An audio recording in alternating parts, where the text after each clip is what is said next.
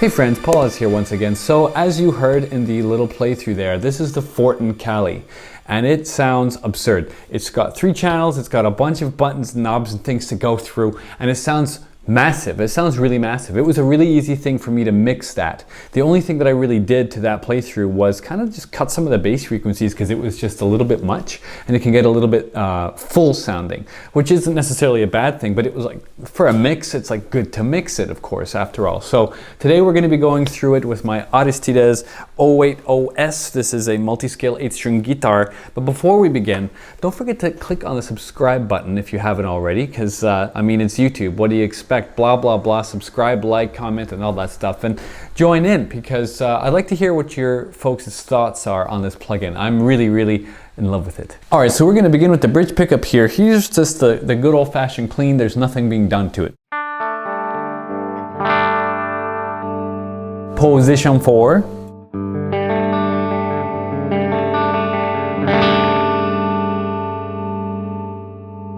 And it sounds pretty convincing already, but here's the funny thing. This is on overdrive too, so like, let's make it actually overdrive here. These are Untitled Customs, these pickups. I believe it's like a Holy Diver and an Emerald, but modded, so they're the bare knuckle pickups for Untitled.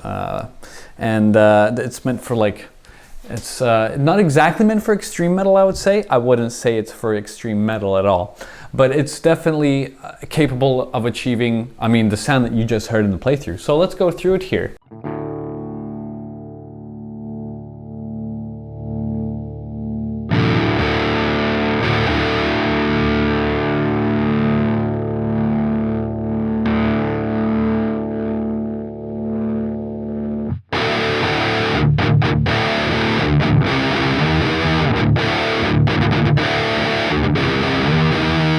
Oof, it's awfully dry, isn't it? But it's kind of a cool sound.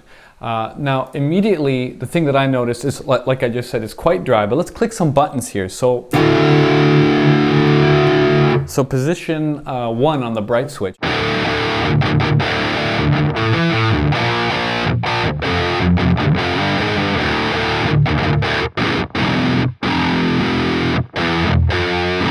Again, super dry sounding and very interesting. No touches of the EQ, as you can see.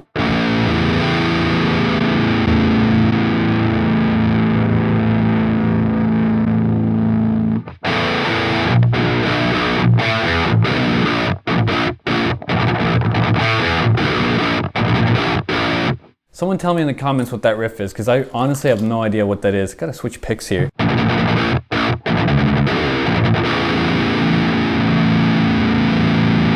Max the gain.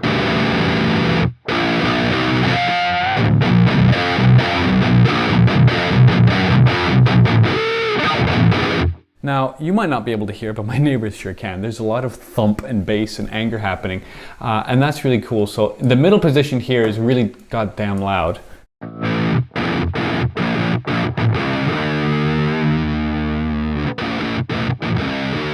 It adds like a lot of low mids, and it isn't very defined, and I don't really like that. But so if I was to use this kind of channel for leads, that would make a lot of sense for me personally. But without further ado, let's go through some presets I've created here. So this is actually for my 060 Raw, which has active pickups. Let's hear how it sounds with passives on an 8.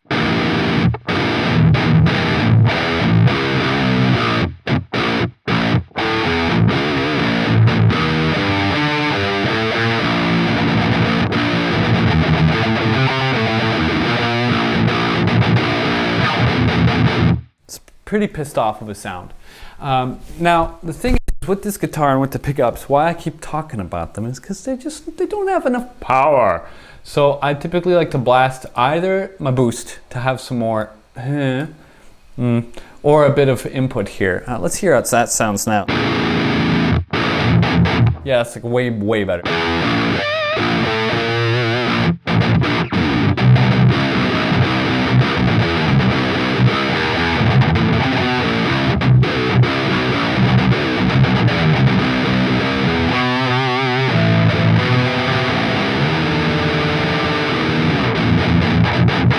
In terms of note separation, I'm not too hyped on that. I'm not gonna lie.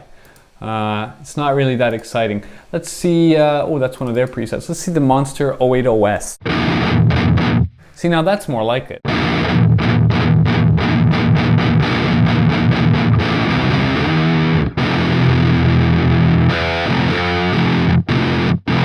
Okay, here's what I did with it. OD1, obviously, channel 3 here. Sorry, channel 2 technically, but it's OD1, whatever, man. It's got the master. Okay, so what I found is that the master definitely colors the tone. Neural DSP is really good about capturing how a master knob switches up the tones. The thump is on the very right. I'm not entirely sure why. I think it might be 0 thump. Or maybe it's just a little bit extra, but I know that the middle position is going to be heinous. I quite like that too, honestly. Ooh, not middle position, okay.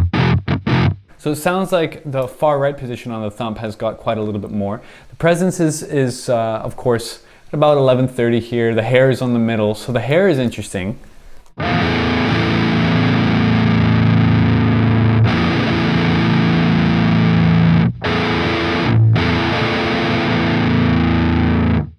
Yeah, so as you can hear, there's quite a lot of tonal variance with the hair. It kind of sounds like it uses different kinds of saturation. Yeah, it feels like I'm using like LED or something else, you know what I mean? So ultimately what these switches do, as I've just reread the email here, is that the thump and the hair switches affect the power amp section of the amplifier so that you can control the depth and the overall presence of the whole damn thing. That makes a lot of sense. That totally is exactly how it works. Obviously the bass, middle, and treble are what they are. It's not, you know, rocket science here. They do have a lot of breadth. Each single knob has a lot. Let's go through the middle knob just so you can hear what I'm talking about here.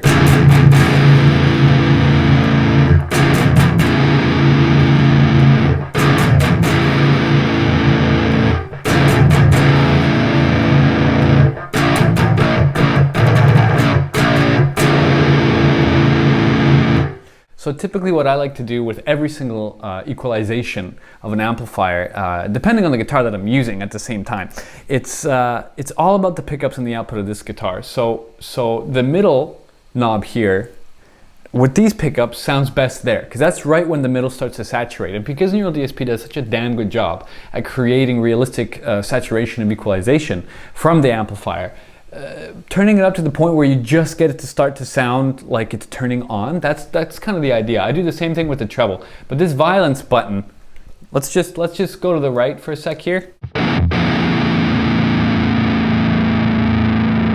Obviously violence means more gain, like obviously. Then we have two different gain stages here, which is a pretty Fortin-y thing to have. And then a bright switch, a three-way bright switch, which is awesome. So you folks can understand here, I was able to create this tone after, it took a little bit of time, not gonna lie, it took some time. I realized that I really needed to spend some time with this layout because it's quite different from the other plugins.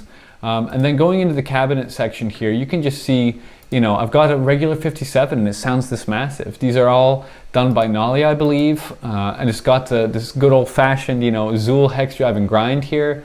And I really like this tone specifically. Did I use it for the video you just heard? No, I used a modification of one of theirs. I believe it was called The Sinner oh no, was it The Sinner? Yeah, it must have been The Sinner. So that's a really heinous one as well. So the thing about this amp is the strong points aren't just the fact that it's a Neural DSP plugin. You know, of course I'm an artist with them, so I'm biased, you know. I mean, I think I've made that abundantly clear. But their presets are really cool. So obviously we've got the Nolly presets here, aggro, mids, and I'll play through a couple of these.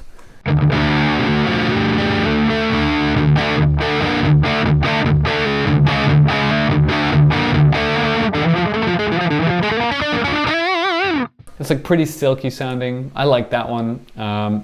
There's a bunch of like infinite lead, which, as you know, if you've ever heard of Nolly Get Good, he's got a really good sense for lead sound.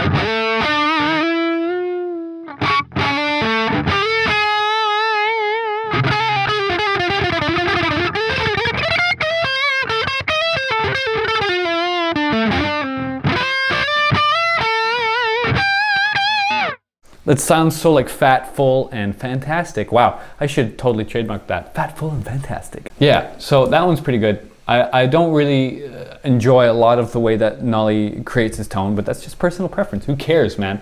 But here's where things get interesting. You see the name of this plugin is called the 68 Plexi Crush.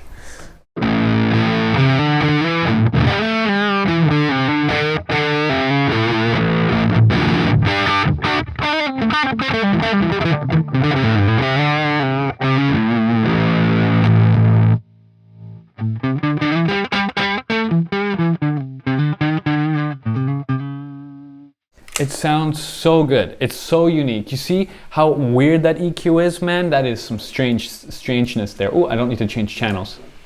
Obviously none of these are working, none of these are engaged. It's just really interesting, the fact that you're able to get this kind of sound. But it gets even more bizarre. So, I mean, it can do the Holdsworth thing, right? Which is like that, you know, the diminished Meshuggah lead that everyone knows. But then we have something called blasted Brit single coil. So.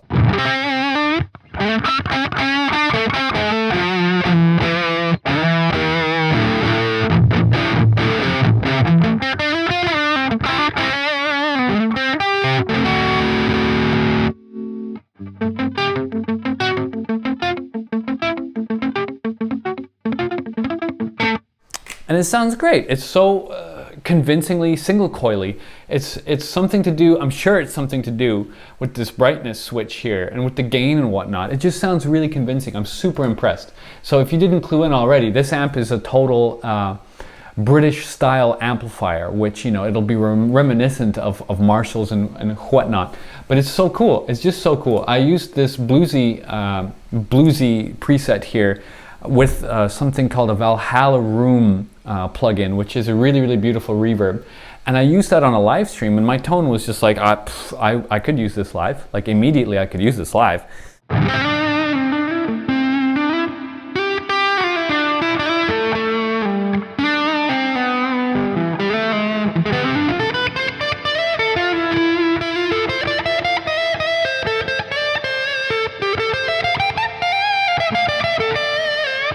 Like it's so realistic.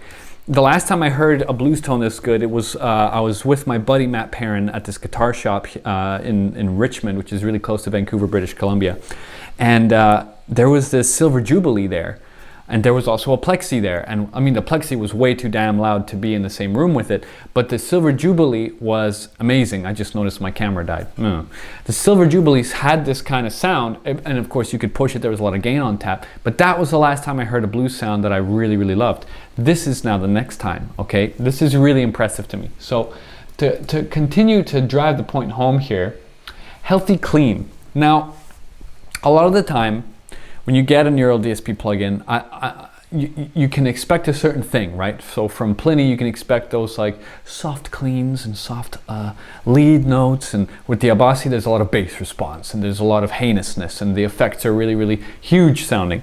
With the Nolly, you have this kind of tight, almost like ergonomic tone that you're able to access. And with Fortin stuff, I mean, like the cleans are cleans, you know. And to a certain extent, I just like to use the Pliny or to use the Nolly or whatever it might be. But this is the fullest sounding, most realistic sounding clean, I think, that doesn't feel like it's trying to go after an artist's sound, because it's literally not. And I prefer this clean over, I think, all of the different cleans I've been able to get. So.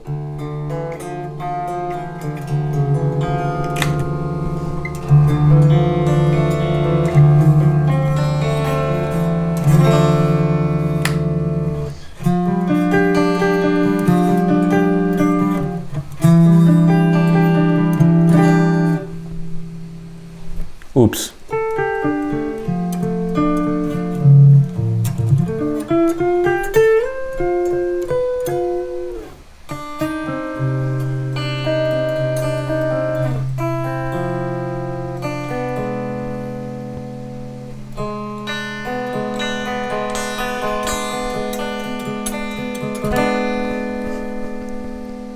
Now that's, again, without any effects whatsoever. It's just the plugin here, and that's really impressive. I'm just making sure I'm recording. Yes, I'm still recording, and it's just so, it works, you know. In terms of a mix, it was super easy to mix these tones in.